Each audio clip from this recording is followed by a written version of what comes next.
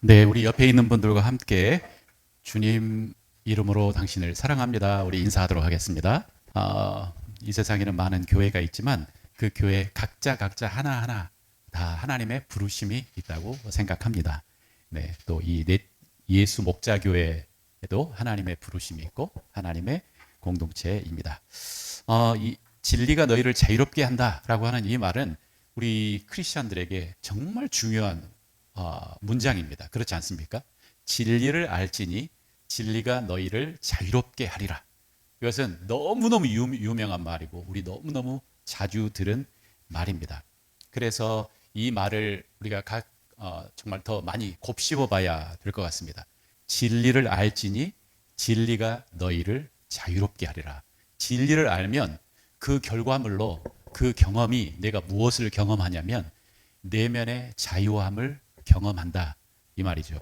저는 지난주 주일 예배를 마무리하고 난 후에 이제 집에 가서 준비하고 그다음에 아침에 일어나서 준비하고 통영으로 가서 이제 금요일 날 이제 양육을 마치고 돌아왔습니다. 그래서 지금 저의 느낌은 마치 한 주가 싹 어디로 사라져 버리고 주일 예배 마치고 하루 쉬다가 또 주일 예배 온 느낌입니다. 그러나 우리 희진 형제 또 연희자매 가정과 함께 지금 예배를 드리고 이제 온라인으로 드리고 계시겠지만 그들과 함께 우리 양육 과정을 쭉 해 나가는 이 시간은 굉장히 특별하고 저에게도 좋은 시간이었습니다. 그러면서 이 양육 과정 중에 중간에 우리 그 형제의 친척이 왔는데 그분은 아직 예수님을 믿지 않으신 분이었지만 그분과 함께 이야기하며 던져뒀던 화두가 뭐냐면 바로 이겁니다. 진리를 알지니 진리가 너희를 자유롭게 하리라. 진짜 진리를 알면 당신은 무엇을 경험하냐면 자유를 경험하게 될 것입니다. 자유란 우리 모두가 꿈꾸고 있는 것입니다. 그죠? 모두가 꿈꾸고 있는 거예요. 왜냐하면 우리 인간이라고 하는 존재 자체가 그 안에 DNA가 팍 박혀 있는데 그것은 뭐냐면 자유를 갈망하게 되어 있어요. 자유를 갈망해요. 그래서 정말 우리 모두는 자유를 꿈꾸는데 아마 제가 생각할 때 지금 대한민국에서 가장 자유롭게 자유하면은 무엇을 떠오를까 생각하다가 여행이 아닐까라고 생각을 합니다. 정말 내가 하는 일이나 이것에서 딱 떠나서 다른 곳에 가서 여행을 하고 즐기고 바라보고 정말 우리 마음속에 정말 자유를 주는 거죠. 아니면 내가 얽매여 있는 이 땅을 떠나 다른 나라로 이민을 가던가 아니면 시골로 딱 들어가서 정말 그곳에서 사는 분들이 정말 진짜 자유하는 것 같지 않습니까? 그래서 우리 많은 분들이 공감하실 텐데 우리 청년들은 모를 수도 있지만 우리 산속에 들어가서 사시는 분들이 있지 않습니까? 그 프로그램이 뭐죠? 나는 자유인이다 뭐 이런 거 있지 않습니까? 저도 그것을 보면 왠지 모르게 빠져 들어가는 뭐가 있어요. 그냥 멍청히 이렇게 바라보면서 혼자 딱 산속에서 정말 집 지었고 살아가는 모습이 뭔가 너무 자유스러운 것 같은. 그런데 그거 아세요? 내 몸은 세상과 분리되어서 세상의 염려와 걱정과 완전히 분리되어서 그곳에 들어가 있을지라도 그곳에서 우리를 붙잡는 게 있습니다. 그것은 뭐냐면 내 마음 속에 이전에 있었던 죄책감, 내 마음에 있었던 후회하는 마음, 그리고 내 마음을 붙잡는 죄의 마음, 이런 것들로부터는 우리가 자유하지 못해요. 자, 오늘 성경 본문을 함께 읽어보도록 하겠습니다. 이 본문은 놀랍게도 예수님과 유대인들과의 대화이고 그 유대인들이 누구냐면 우리 31절에 그러므로 예수께서 자기를 믿은 유대인들과 대화를 하고 있는 거예요. 자기를 믿은 유대인들과 예수님께서 대화를 하고 그리고 이 대화의 끝은 어떻게 마무리가 되는 줄 아십니까? 잠시만요. 제가 이 목소리를 좀 내려야 될 것 같아요. 그지? 네. 너무 거룩하게 제 목소리가 들려가지고 대화의 끝은 그 유대인들이 그들이 돌로 치려 하거늘 예수께서 숨어 성전에서 나가시니라. 끝이 그렇게 됩니다. 그러니까 시작은 예수님을 믿는 사람 유대인들과 예수님이 대화를 하셨는데 예수님이 참 이렇게 사람의 마음을 고려를 안 하시는 것 같아요. 정말 긁어파가지고 결국은 뭐냐면 이 유대인들이 예수님을 돌로 쳐서 죽이려고 하고 예수님은 싹 이제 빠져나가시는 거죠. 그러한 상황에서 예수님께서 이렇게 이야기하십니다. 그러므로 예수께서 자기를 믿은 유대인들에게 이르시되 너희가 내 말에 거하면 참으로 내 제자가 되고 진리를 알지니 진리가 너희를 자유롭게 하리라 라고 이렇게 전제를 하시는 거죠. 그래서 여기에 보면은 예수님을 믿는 것, 믿음이라고 하는 단어가 나오고요. 그 다음에 내 말이 너희 안에 거하면 너희가 내 제자라고 이야기하고요. 그래서 제자와 믿는 것과 살짝 달리 이야기를 하시는 거죠. 그러면서 자유를 경험하게 되려면 어떻게 해야 되냐면 내 말이 네 안에 거하고 그러면 네가 제자가 되고 그리고 네가 진리를 알고 그러면 그 다음에 네가 자유롭게 된다라고 이렇게 말씀을 하고 계십니다. 여기에서 확실히 하나님께서 예수님께서는 믿는 것과 제자를 구별을 하셨습니다. 믿는 것이라고 하는 것은 이전에 우리 성경을 쭉 그 앞에를 쭉 읽어보면 예수님께서 여러 가지로 계속 가르쳤는데 이 유대인들은 그 예수님의 말에 많이 공감을 했고 야 이분이 진짜 보통 사람이 아니구나. 이 사람 말이 진짜 들을 만하구나. 이 사람은 진짜 선생이네. 그리고 그 사람들의 이야기하는 표현처럼 랍비네 이렇게 이야기한 거죠. 이것을 그 사람들이 믿었다라고 이야기하는 것입니다. 그런데 믿었다 이 말이 너무나 멋있다 멋지다라고 하는 것과 나의 삶을 여기에 드리는 것과는 확실한 차이를 만들어 내는 것입니다. 우리를 구원하게 하는 것은 그 사람의 말에 내가 동의하면서 구원이 되지는 않다는 것을 우리가 기억을 해야 하는 거죠. 어떤 사람의 말에 내가 동의해.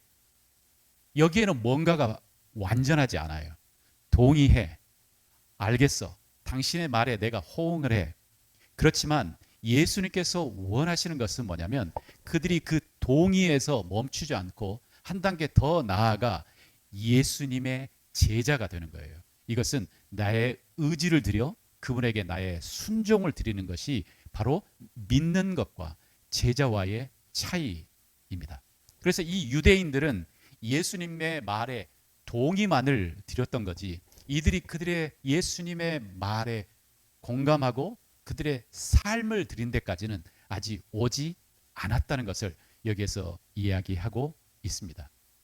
그래서 예수님께서 그들에게 제안하기를 뭐라고 이야기하냐면 내 말에 거하면 이 거하다라고 하는 이 표현이 뭐냐면 이것에 머물러 있으면 꽉 붙잡으면 이 말이에요.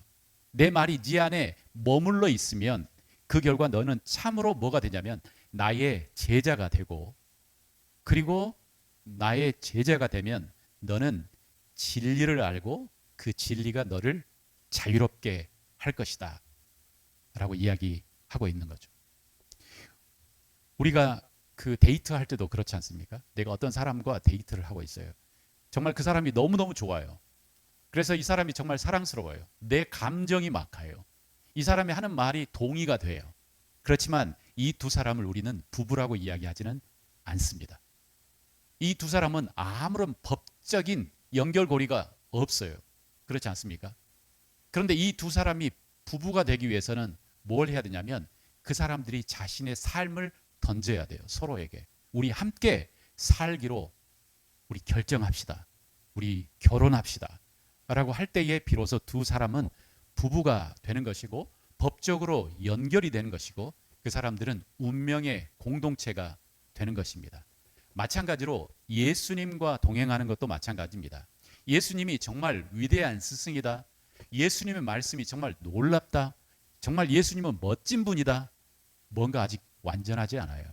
예수님은 거기에서 우리가 머물러 있기를 원하시지 않으세요. 이것으로 우리가 구원받지는 못해요. 우리가 구원을 받으려면 이제 그 다음에 나의 삶을 주님께 드리는 거예요. 주님, 나의 왕이 되어 주십시오. 나의 주권자가 되어 주십시오. 라고 우리가 그분께 나를 맡길 때 우리는 하나님의 자녀가 되는 것이고 하나님 예수님과 우리가 운명의 공동체가 되어서 이제 우리가 하나가 되는 거예요. 우리가 그의 울타리 속에 들어오게 되는 거예요. 유대인들에게는 이게 부족했어요. 정말 내가 예수님에 대해서 잘 알았지만 그러나 부족한 것은 그의 삶을 그분에게 맡기지는 못한 거죠. 자, 이렇게 이야기하니까 그들이 뭐라고 대답했는지 한번 들어보십시오. 33절에 그들이 대답하되 우리가 아브라함의 자손이라 라고 이렇게 이야기합니다. 그러면서 뭐라고 하냐면 남의 종이 된 적이 없는데 우리가 어찌 자유케 되리라고 이야기하십니까? 라고 유대인들이 반문을 하는 것입니다. 우리는 한 번도 누구의 노예가 된 적이 없습니다. 왜냐하면 우리는 아브라함의 자손이에요.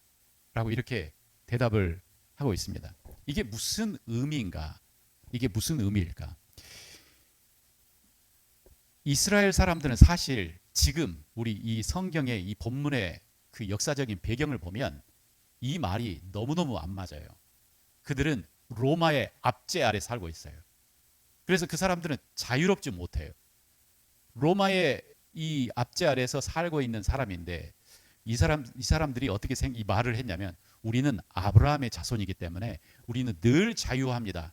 라고 이렇게 이야기했거든요. 이 말은 유대인들이 가지고 있는 굉장한 자부심을 이야기하고 있는 거예요. 그게 뭐냐면 우리는 비록 우리나라가 로마의 밑에 있었고 그리스 아래 있었고 또 그전에 팔레스타인이나 페르시아에 점령당했고 많은 점령을 당했지만 그러나 우리는 하나님의 백성입니다. 아브라함의 자손입니다. 그래서 우리는 영적으로 한 번도 누군가의 노예가 된 적이 없습니다. 라고 이러한 자부심이 있었다는 거죠. 유대인들에게. 그래서 우리는 늘 하나님의 자손입니다. 이 랍비 아카바라고 하는 이 사람이 이렇게 이야기를 했답니다. 여러분, 우리 이스라엘의 가장 가난한 사람도 결국 그 사람은 왕의 자손입니다. 하나님이 그 사람의 아버지십니다. 그리고 그 사람은 왕자입니다. 그래서 자부심을 가지십시오. 이렇게 이야기했다는 거죠. 그래서 이러한 주장들이 이 사람들을 딱 붙잡고 있었어요. 우리는 절대 종이 아닙니다.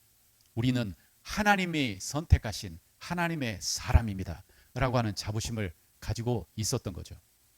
아직도 많은 유태인들은 이런 생각을 가지고 있습니다. 자신들이 특별한 존재라고 생각하고 정말 하나님께서 자신들만 사랑한다고 생각하고 자신들은 왕의 정말 자손이기 때문에 왕자이고 공주라고 생각을 하고 있죠.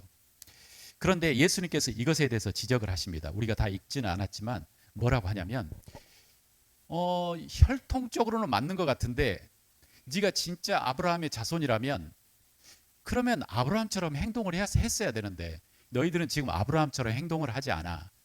그럼 아브라함처럼 행동하는 게 뭐지? 아브라함은 만약에 내가 아브라함에게 나타났다면 아브라함은 나를 믿었을 거야. 만약에 내가 아브라함 앞에 나타났다면 아브라함은 나를 믿었을 거야.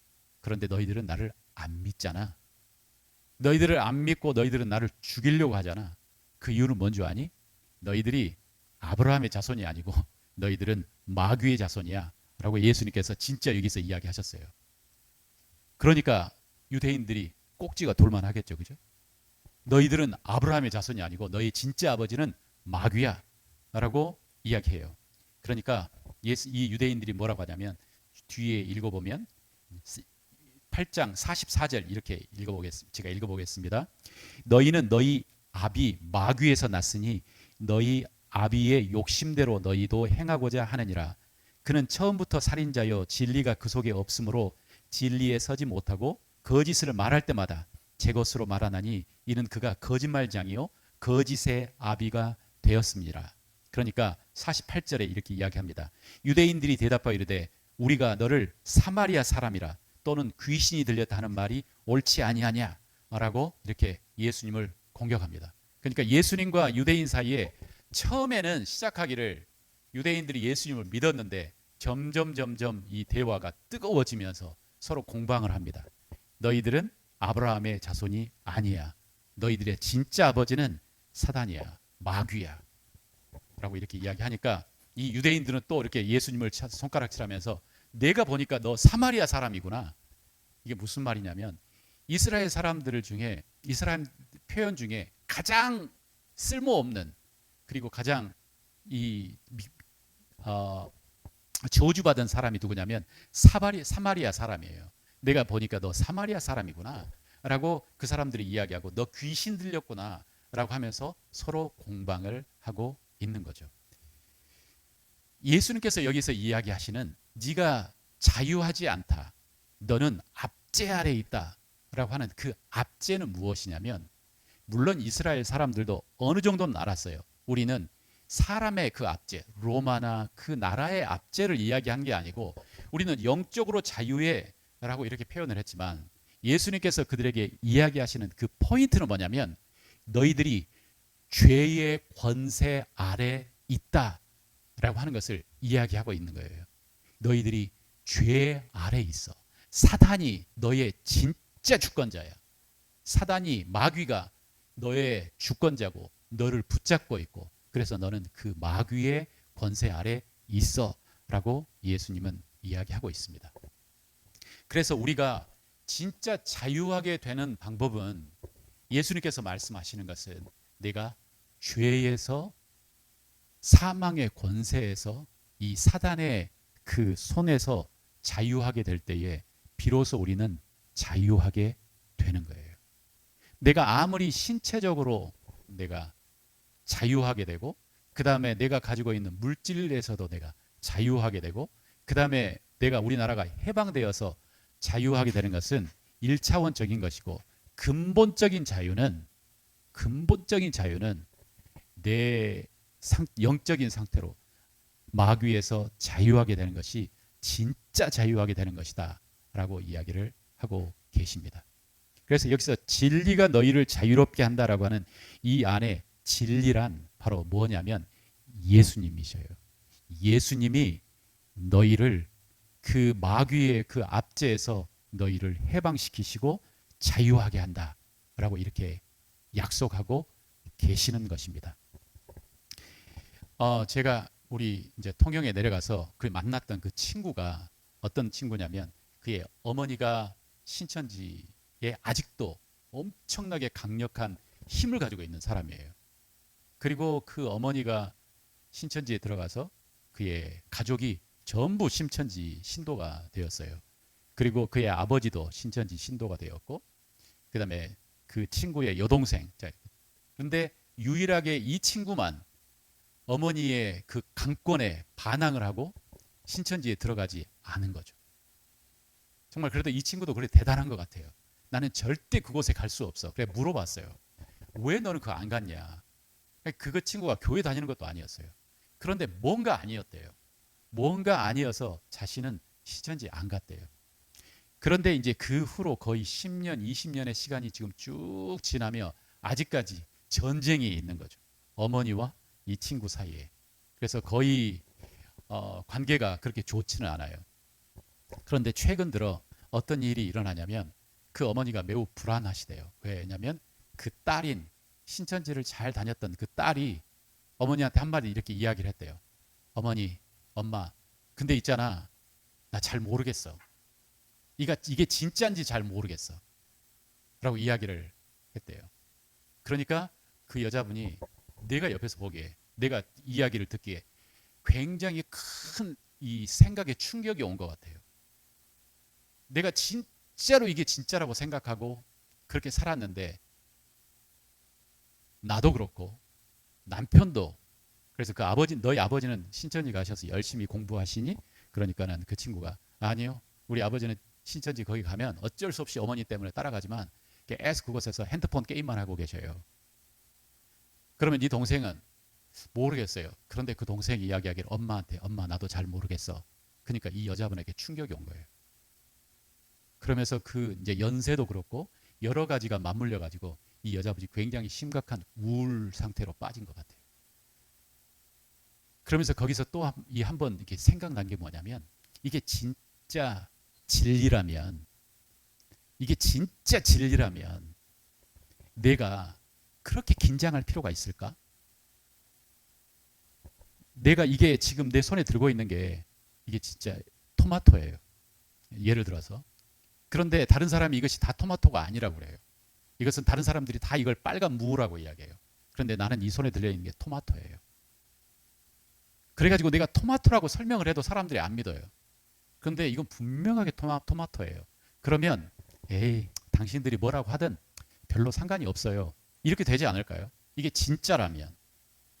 그런데 이게 진짜가 아닐, 진짜라고 하는 것에 대한 이게 긴장감이 있기 때문에 늘 온 긴장이 쌓여가지고 이것은 빨간 무여야만 돼.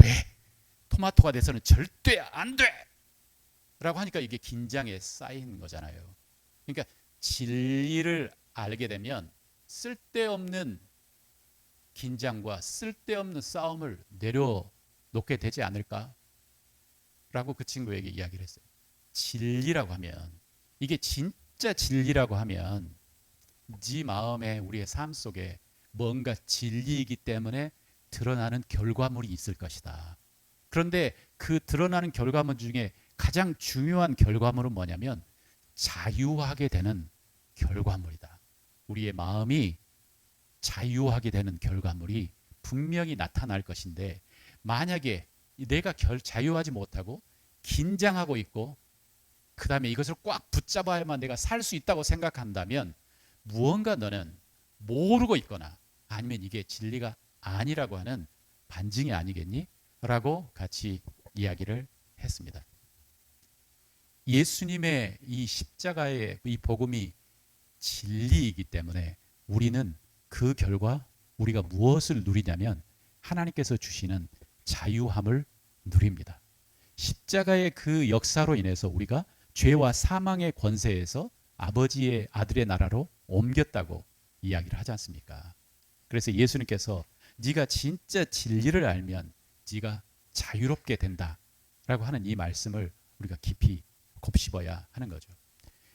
여러분에게 그리고 저에게 주시는 질문이 뭐냐면, 여러분은 진짜 자유를 누리고 계십니까?